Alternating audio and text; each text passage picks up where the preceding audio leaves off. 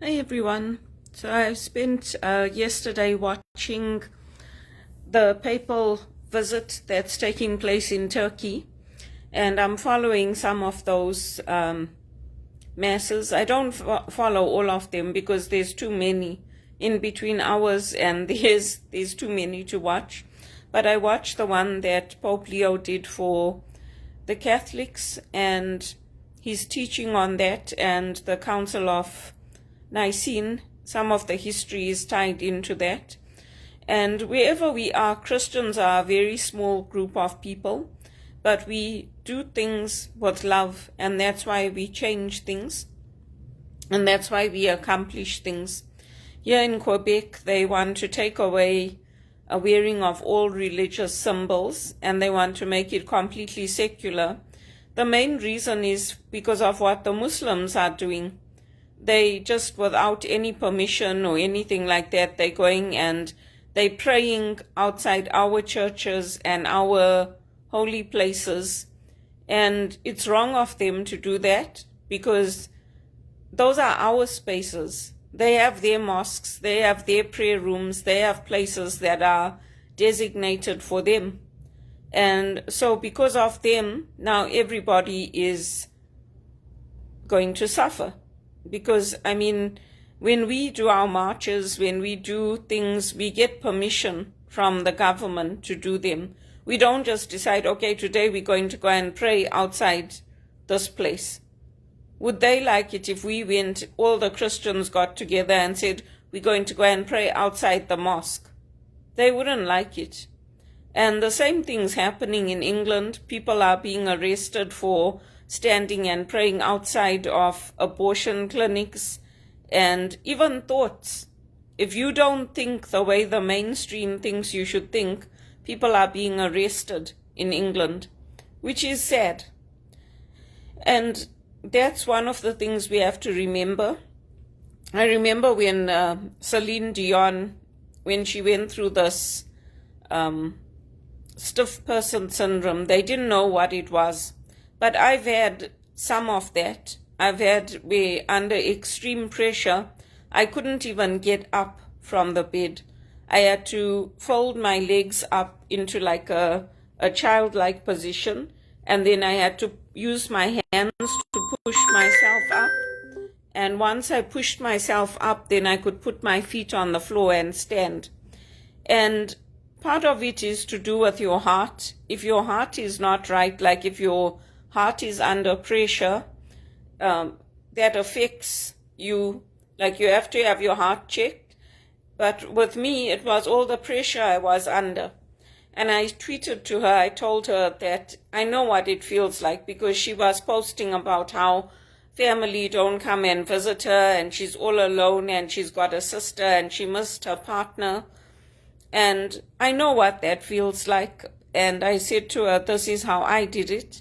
I started slowly with just building myself up and using positive thought affirmation, like knowing that God loves me, and taking small walks. I started with just like maybe a minute a day. Then I made it 2 minutes, then 5 minutes, and then 10 minutes, then 20 minutes. And that's how I built myself up. And I told her that you have to have that will to live. If you give up that will to live, your body will very quickly cooperate with you. And your mind process will very quickly cooperate with you. And if you look at Celine today, she's fine. She's back on tour. She's doing the things that she wants to do. And it's about who you surround yourself with as well. So I kept in touch with some of my cousins. I kept in touch with my cousin Sharon in England.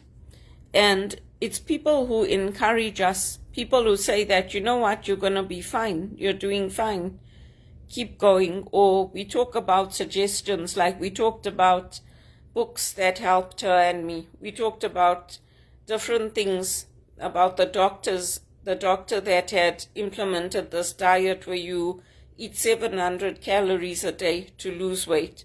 I couldn't do it because I get hungry. I can't eat that little and be fine with it. So I just cut my calories in half And yeah, I'm not losing as much as I should, but I do lose. It's just that if things upset me, if things hurt me, my body reacts to that, and then I start putting on the weight again. So that's one of the things that St. Hildegard says, that if you calm the body, if you get your body into a place where it's relaxed by practicing daily meditations, daily prayer, focusing on the good things, focusing on your blessings, what you have, you see how the body changes. The body changes through prayer and meditation, and she gives all these different suggestions. I had used that book in the past, the one I mentioned, where they have all the different emotions and then what you can focus on to counter them. So it's a good way to think about it, but I use my voice because I know that if I don't use my voice and if I don't stand up for what I believe in, nobody else is going to do it. They have their ways and what they think is right and what they want to do. It's the same with buying Canadian products. Wherever possible, I buy Canadian products because our quality is better. Our chocolates are better than the Americans. Our institutions are better.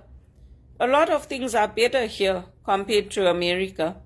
The only people that go to America go because they're looking for those good paid jobs. But nobody supports that opulence, that wanting of extreme wealth. I don't think the people in Canada are like that. And even fighting for their Black Friday deals and calling people and swearing them and shouting at them, it's like it's too much. At least for me, it's too much. So I encourage people to support Canada and to support their countries, even England.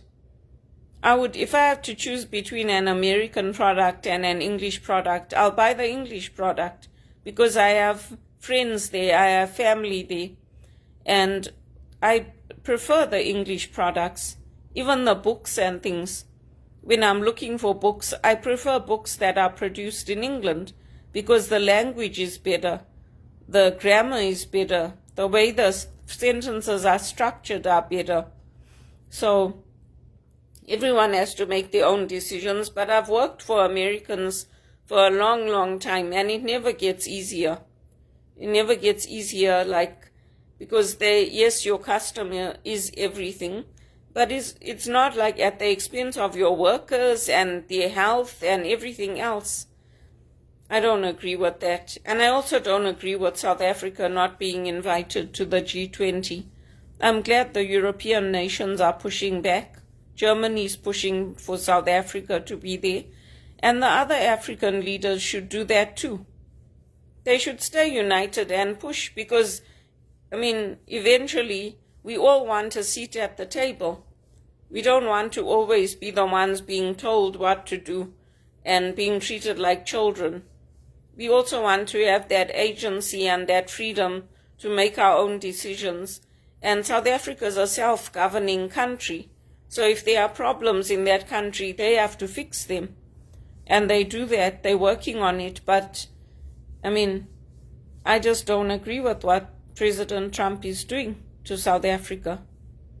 What about all the blacks they killed? And what about all the systems they put in place that affected thousands of us for so many years, where we couldn't even go to South Africa, we couldn't visit people there, we couldn't be in the same institutions? What about all that? That's also a way of killing people, pushing us into poverty, not letting us get the best paid jobs, not giving us those plum jobs and assignments. That's also a way of killing people. It's also a way of genocide. You're just not taking the gun and holding it to their heads and killing them.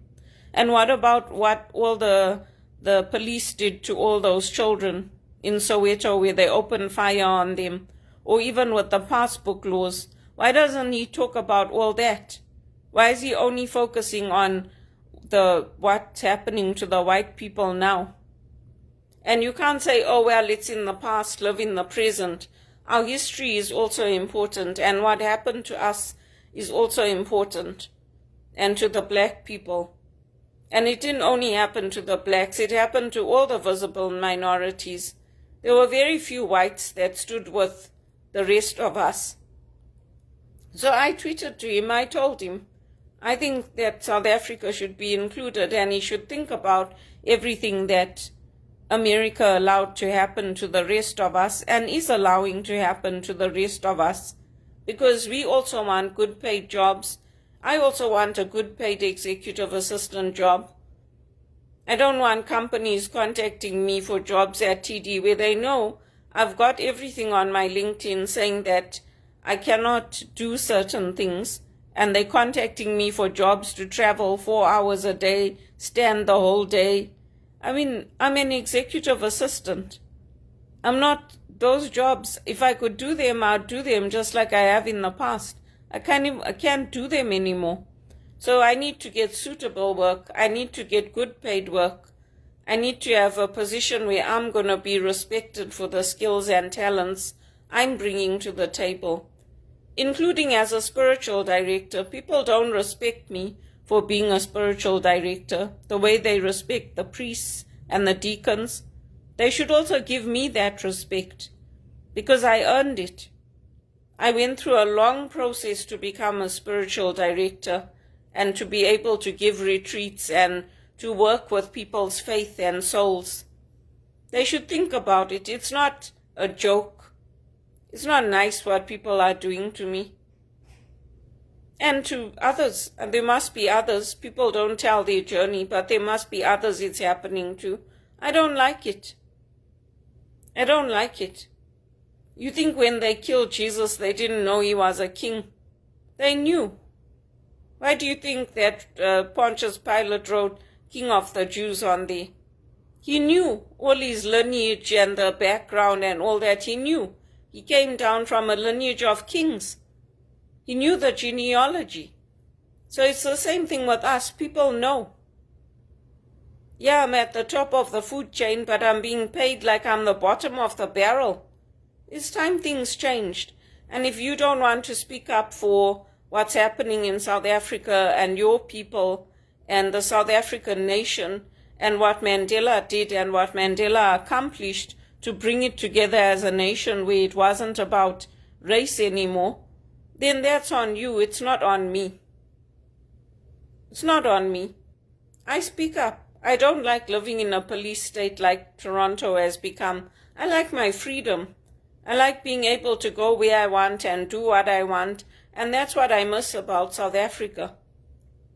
I miss it, and I miss Mandela's voice, because he was very different to the leaders that we have today. And so was Ahmed Kathrada.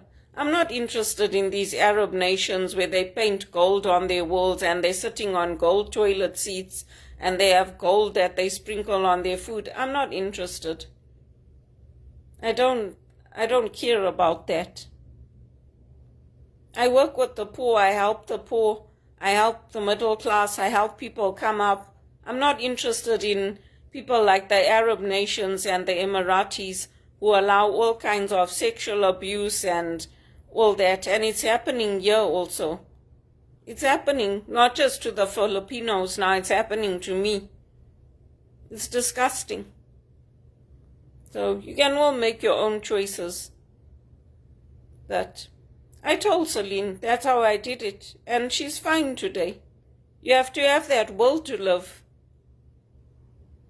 They're also human beings.